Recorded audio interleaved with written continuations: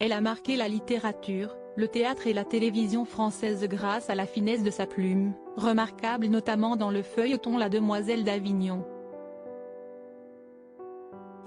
Frédérique Hébrard est morte, rejoignant son cher mari Louis Vell, disparu au mois de février dernier. Une grande dame de la culture française vient de partir.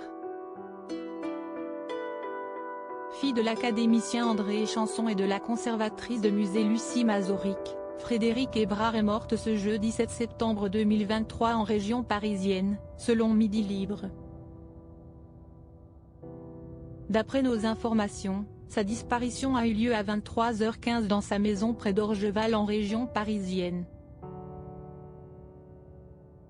Comédienne, écrivaine et scénariste, Frédérique Hébrard est décédée à l'âge de 96 ans.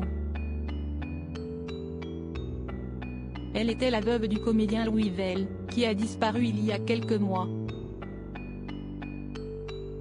On l'avait vu dévasté lors de ses obsèques en février dernier.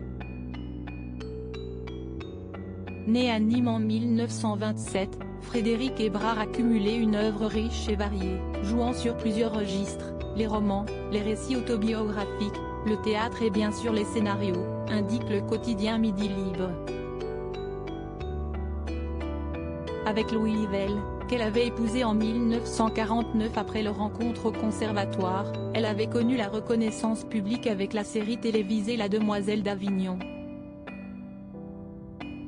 Dans cette œuvre, son éternel fiancé incarnait un diplomate passionné d'archéologie, tombant amoureux d'une princesse interprétée par Marthe Keller.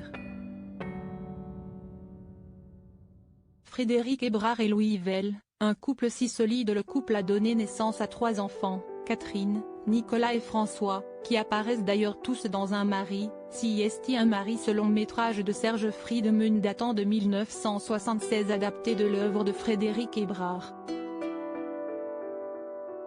En 1990, Louis Vell, sa femme et leur fils François ont fait des éclats sur la 2e chaîne, à l'époque Antenne 2. Ils ont collaboré pour l'adaptation du Mari de l'ambassadeur, roman de Frédérique Hébrard dont elle signe le scénario avec son fils. Le comédien jouait lui le premier rôle de ce feuilleton télévisé, nommé Aux 7 d'or, qui raconte l'histoire d'amour entre une grande avocate et Pierre-Baptiste Lambert, brillant chercheur à l'Institut Pasteur. Très unis et complices, Frédérique Hébrard et Louis Vell avaient participé à l'émission Vivement Dimanche en 2014 face à l'incontournable Michel Drucker. Une prestation qui coïncidait avec leurs noces de lilas. Désormais réunis au paradis, leur mot aux Parisiens en 2016, nous sommes un vieux couple joyeux, résonne encore plus fort.